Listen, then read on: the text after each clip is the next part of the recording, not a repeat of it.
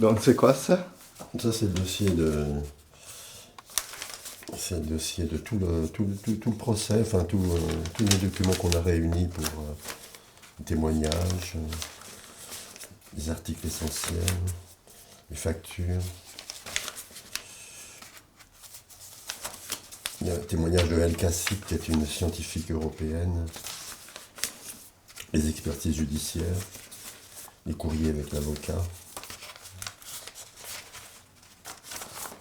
l'ICERS. Et très franchement, Claude, est-ce que tu crois à la démocratie française et à la justice française, compte tenu de ton travail? La démographie française, elle est toujours remise en question, mais la justice française, oui, j'y crois, parce qu'on dit que la justice est séparée de la politique, des aspects politiques. Donc je dis souvent d'ailleurs que notre seule chance, c'est vraiment la justice, parce que les politiques, on a essayé plusieurs fois, on a écrit déjà 3 lettres au ministère de la Santé, on a écrit des lettres au ministère de l'Intérieur. Le ministère de la Santé nous renvoie en disant, quand on dit au ministère de la Santé, notre boisson c'est notre religion, hein, bah, écoutez, voyez avec le ministère de l'Intérieur, et quand on voit le ministère de l'Intérieur, bah oui, mais votre sacrement est interdit, voyez avec le ministère de la Santé. Donc les politiques ne nous prennent absolument pas au sérieux, et on espère que justement la justice acceptera de nous entendre et de voir enfin la vérité.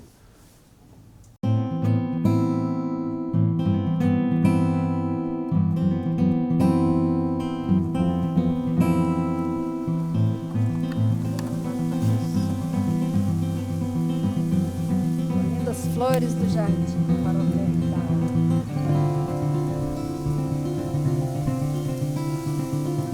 Le 1er octobre 2019, donc à 6h du matin, la police est arrivée à la maison. On a commencé à entendre un peu de bruit, parce que là où on habite, c'est très très calme. Et on a prêté l'oreille, et on avait à peine prêté l'oreille qu'on entendait déjà, on les entendait, ils ont défoncé la porte. On les a entendus monter, courir dans l'escalier, ils ont ouvert la porte de la chambre. Ils sont précipités sur moi avec un revolver sur la tempe, ils m'ont mis les menottes. Et ils m'ont demandé, vous savez pourquoi on est là? Alors j'ai répondu, je pense que c'est à cause du Centrodime. C'est tout à fait ça. Donc il s'en est suivi une perquisition, ils ont fouillé dans toute la maison, ce qui était horrible. Et puis après, donc, quand ils ont découvert 10 litres de Daim liquide et 5 kilos de gel, qu'ils ont saisi bien sûr. Et j'ai été embarqué dans leur voiture pour aller au palais de justice de Paris. Là, je suis resté 2 fois 48 heures, donc 4 jours et 4 nuits en garde à vue, dans les conditions des grands caïds de la drogue, qui est épouvantable. Et ce sont des gardes à vue pour briser. Et je confirme, hein, on ressort de ces 4 jours complètement brisés, quoi.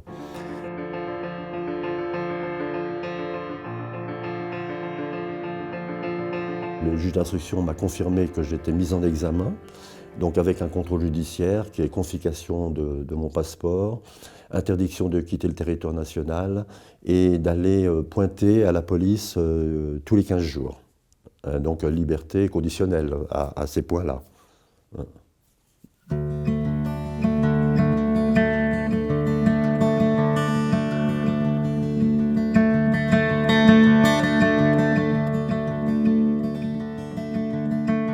Donc le premier des chefs d'accusation, c'est mise en danger de vie d'autrui avec risque de mort immédiat.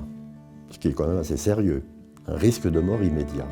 Moi, je ne connais absolument aucun mort par l'ayahuasca dans le monde entier. Bon, le deuxième chef d'accusation, c'est transport non autorisé de stupéfiants. C'est-à-dire, évidemment, l'ayahuasca, je la transporte. Hein.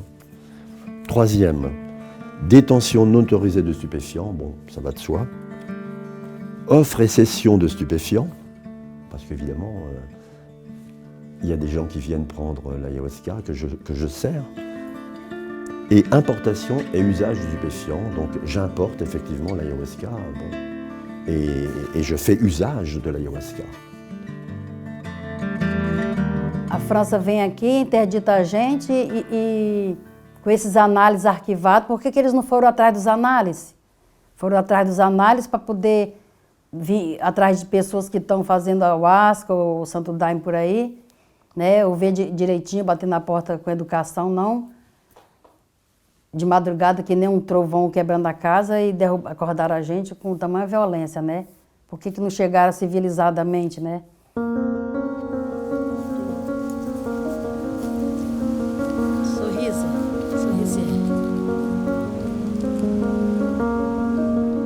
E aí tá nesse impasse. Agora vamos ter que tomar aqui para desmentir para eles junto com o laboratório, né? Espero que eles não venham com nenhuma violência, porque nós não estamos com nenhuma violência, que nosso segmento é de paz, né? De paz e de amor. Espero que os franceses abram a sua consciência. É difícil aceitar porque a situação que eles colocaram para nós, né? Porque tipo assim, né? A gente foi colocado como um traficante, como usuário de droga, pessoas suspeitas, né? Somos suspeitos para eles assim. Mas como eles entraram na casa, catucaram tudo aí, viram o que puderam ver, viu que nós não vivemos traficando nada de grave, né? Fazendo mal grave nenhum para ninguém, com o nosso chá, né? Nosso sacramento. Estamos aqui para desmentir, no caso, né? Évidemment, le procès, c'est un procès contre Claude Bauchet qui utilise un stupéfiant qui est inscrit sur la liste des produits stupéfiants en France. Ce n'est pas le procès de Santo Daime, ce n'est pas le procès de l'ayahuasca, c'est le procès de Claude Bauchet. Ce résultat, ce jugement, ne va pas libérer l'ayahuasca en France, parce que la clé de la légalisation du daime en France, de l'ayahuasca, c'est le ministère de la Santé qui l'a. Hein. Donc nous devons de saisir le ministère de la Santé pour lui demander une nouvelle fois la possibilité d'avoir un dialogue avec eux pour l'expliquer qu'est-ce qu'on fait avec l'ayahuasca.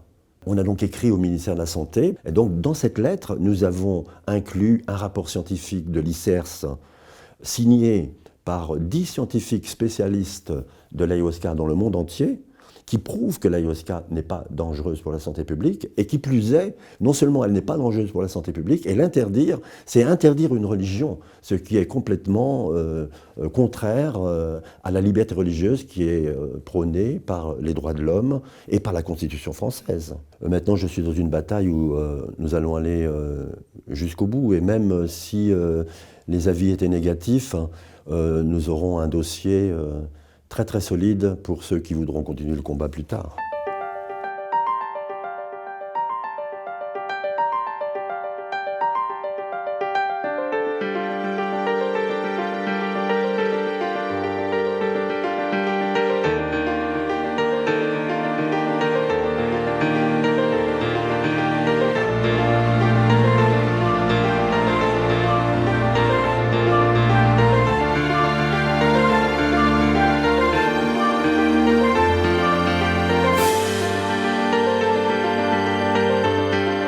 Et je voudrais en profiter pour dire que nous avons fait des erreurs pendant de nombreuses années en nous concentrant sur la liberté religieuse, mais la liberté religieuse, ils n'en ont rien à faire au ministère de la Santé. Eux, ce qu'ils voient, c'est simplement le danger pour la santé publique. Or maintenant, on a compris, donc on a concentré tous nos efforts sur l'aspect scientifique de l'ayahuasca. Bon, tout le monde sait qu'il y a plein de recherches scientifiques qui ont été menées depuis déjà une bonne dizaine d'années. Et franchement, il faut se lever de bonne heure pour pouvoir voir des rapports qui sont négatifs sur l'ayahuasca. Il y a eu des tas de recherches au niveau de l'aspect antidépressif de l'ayahuasca, qui était vraiment un élément très important. Il y a eu aussi l'aspect pour lutter contre la drogue, pour les gens qui sont en addiction. Donc les bienfaits de l'ayahuasca sont désormais très importants. Et pour l'instant, il n'y a aucune possibilité de discuter avec le ministère de la Santé qui ferme la porte. Donc qu'est-ce que c'est le ministère de la Santé? C'est les politiques. Donc on n'a pas de salut du côté des politiques. Hein. Il y a une volonté farouche d'opposition contre nous. On ne sait pas trop pourquoi. Hein.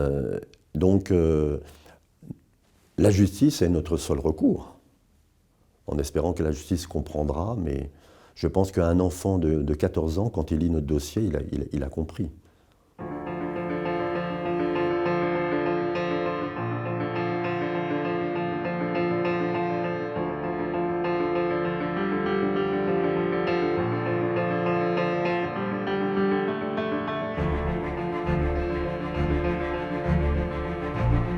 Je suis défendu par un avocat, William Bourdon, qui est un défenseur des lanceurs d'alerte en France. Donc quelque part, je suis un lanceur d'alerte. Je lance l'alerte que ce classement n'est pas juste. Par exemple, nous avons découvert un rapport, le rapport ToxLab, qui date, je crois, de 2004. Ce rapport est d'ailleurs publié en anglais et en portugais. Je les ferai traduire en anglais et en portugais, donc ceux qui le veulent, ils peuvent me le demander. Ce rapport ToxLab, quand j'ai commencé à lire ce rapport ToxLab, je dis mais c'est merveilleux, il parle de l'ayahuasca, que moi je pourrais en parler. Jusqu'à un moment, il dit que l'ayahuasca n'est pas toxique. Et l'ayahuasca n'a pas causé de mort dans le monde entier. Aucune mort n'a été découverte à cause de l'ayahuasca.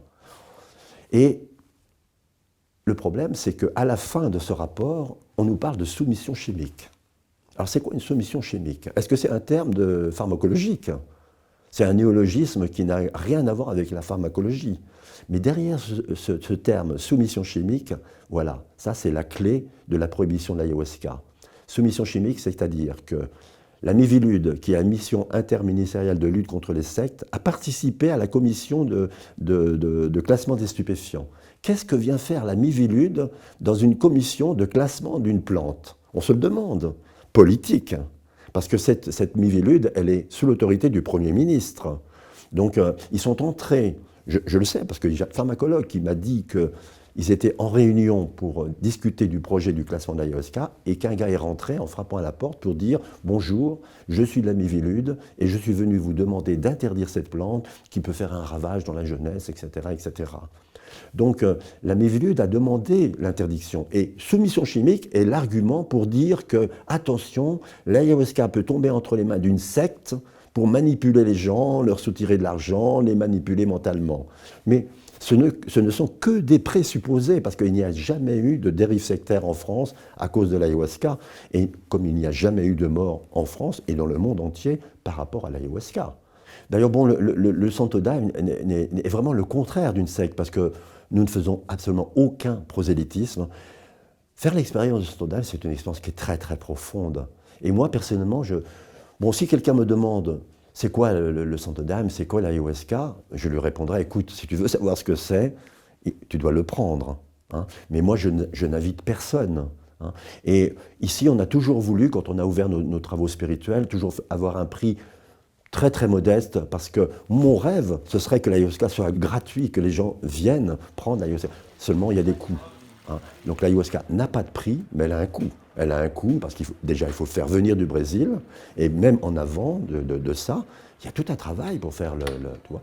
Les gens qui font le daime, l'ayahuasca, il faut qu'ils aillent dans la forêt, chercher la liane, il faut cueillir les fleurs, après il faut faire ça dure des jours, ça dure des semaines, c'est un petit peu comme les vendanges, hein. Ça dure 8-10 jours, et les gens qui sont là à faire le daime, pendant ce temps-là, ils ne travaillent pas, donc ils n'ont pas de salaire, donc il faut rémunérer ces gens-là.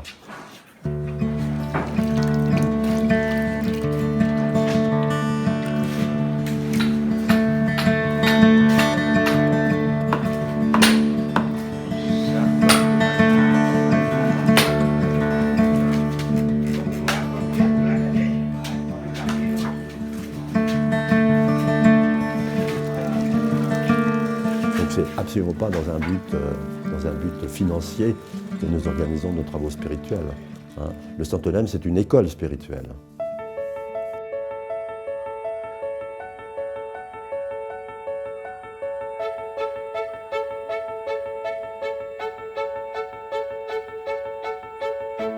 Je suis toujours musical. Aqui, ó, fazer inveja. Mostra ali a flor, a minha florzinha lá.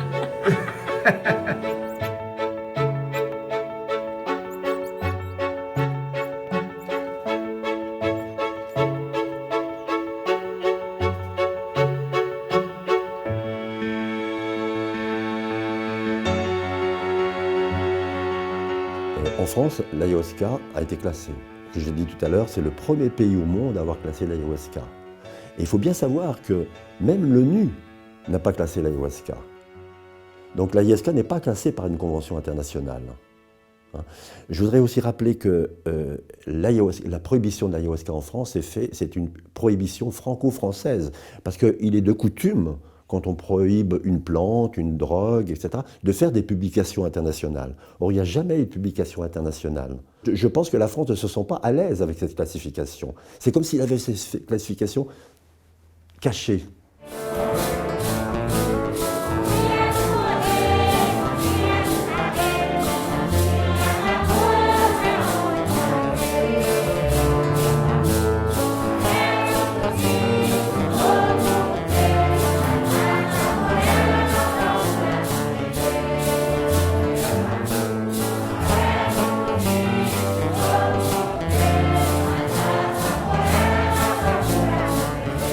C'est pour ça que notre combat est juste, parce qu'il va servir pour statuer sur le statut de l'ayahuasca dans le monde entier. Parce que si la France prend une décision de comprendre que l'ayahuasca, utilisé dans un contexte adéquat, n'est pas dangereux, c'est une jurisprudence pour le monde entier.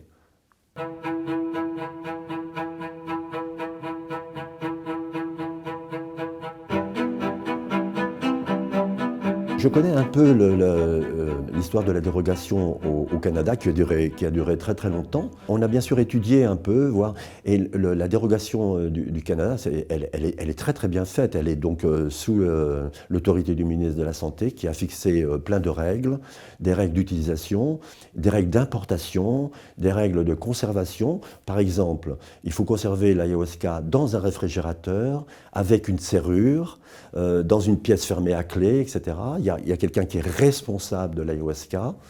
Et donc, ils ont développé cette argumentation et c'est très très bien passé. Au Canada, ils ont obtenu cette dérogation, je pense, qu'il y a 3 ou 4 ans. Hein, et tout se passe bien.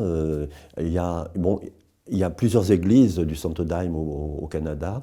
La première église a eu cette autorisation, mais il a fallu que les autres églises aussi demandent une autorisation et quelque sorte respectent le protocole qui a été mis en place par le ministère de la Santé sur les aspects de comment on utilise la boisson, comment on la conserve et comment on l'importe.